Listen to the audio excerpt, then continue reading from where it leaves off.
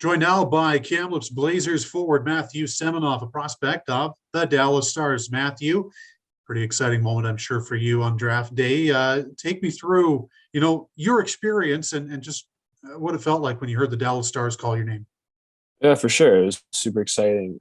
I think the whole day you're sitting on the couch and see the names get picked, and you're kind of just anxious for that moment a little bit. I was just with my family, so it was nice to have that support there, and it made things a little bit less stressful. So overall, though, it was a super cool experience and such an awesome feeling. Just to get that call from Jim Neal, the GM there.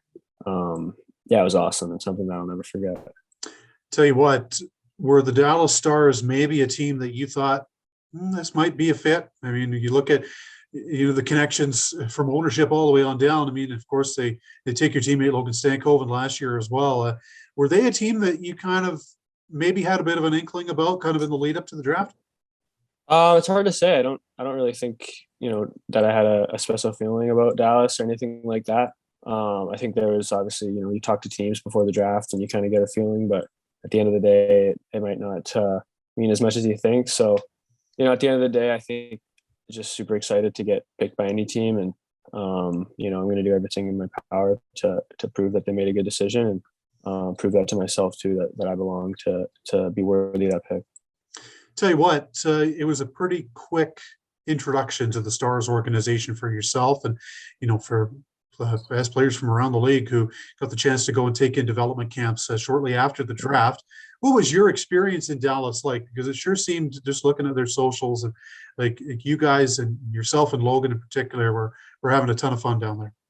Yeah, it was lots of fun. Obviously that was my first experience at professional level, so I just wanted to take it all in, but just go out there and try to learn some stuff. I think that's the biggest thing, was to learn some habits that the pro guys use, and how they do things there in Dallas. That was kind of my mindset going into it. But obviously, yeah, it was a lot of fun, and a lot of great guys there that I got to meet. And yeah, it was just a super awesome week there in Dallas, and it was great to meet everybody. Obviously, when you're kind of thrust into a situation like that, it could maybe seem a little bit daunting when you might not know anybody, kind of, and are just kind of going to a strange city and a strange environment that you've never experienced before. Was it a little bit more calming, the fact that you had a Kamloops teammate there, maybe, or and were able to kind of bounce ideas off him too? For sure, yeah. I think it's nice to have a familiar face there. Obviously, I wasn't really with him all the day, every ice time too, but it was nice to kind of have him, and then Ethan Brown was also there at camp.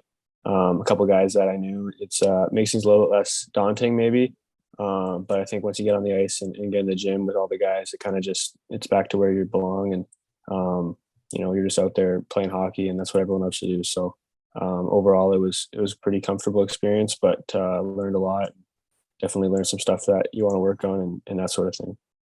The 2022 NHL Draft was a pretty special one for the Kamloops Blazers, and when you factor in the work that this team did last year at the draft as well, I've asked a couple of your teammates as well, just how special a feeling it is to be part of an organization that's gotten so much NHL attention, and to been able to share that moment on draft day with Matts and Fraser and Dalen as well.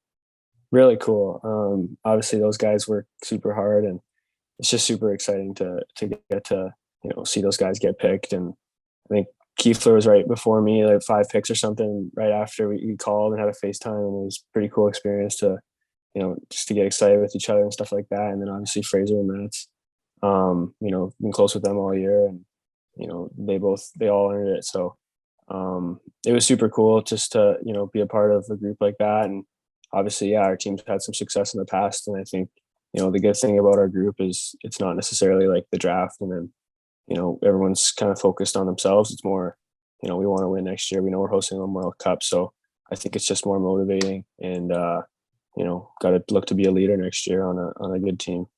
Tell you what, you led into my next question, because obviously you guys were a pretty good team last year too. Let's not mince words. Reaching the Western Conference Championship, and this year, I mean, the spotlight's going to be on you guys right from day one, right? With the fact that you're hosting the Memorial Cup, and with that comes, I think, a certain responsibility, but also it's got to come with it a lot of excitement, I would imagine too. How jazzed are you guys to have that opportunity in front of you, and how much are you looking forward to kind of getting this new season underway, and with that little nugget at the end of the season waiting for you? Yeah, for sure. I think it's more motivation. Like I think we obviously have goals at the start of every season is to win. And obviously in our case, we got the Memorial Cup in Kamloops, but I think that doesn't change our mindset. It doesn't really affect how we feel about going into the season. I think the important thing is to have a strong regular season and then go into playoffs. We want to learn a lot from last year. I think, obviously we fell short and, we're a little bit just one goal away in Seattle, but, we got a lot to learn. We got a long ways to go if we want to get over that hump. We got better, and I think next year we're going to really look to learn from that series. And, we're all just super motivated to get going, and, it should be fun.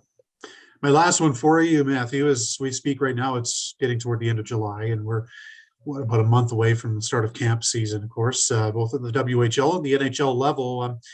You talk about being in the gym and being in a comfortable environment with the guys, and doing your off-ice training and your off-season workouts as well. But, when you look ahead from this past season to the season ahead, what are some of the things that, you're paying particular focus on in order to take another step, much like the one you took this past season?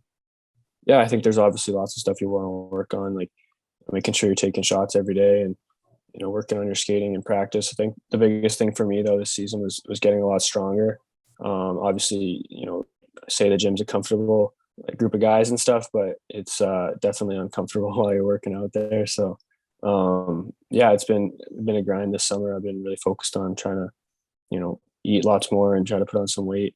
Obviously going into pro camp, that's something you want to focus on, but, going into the next season, I want to be able to be a lot stronger, be a lot more physical dominant. And, like I said earlier, my skating is another thing that been a big area of focus. So I'd say those are the two biggest things. And, so far I feel a big improvement.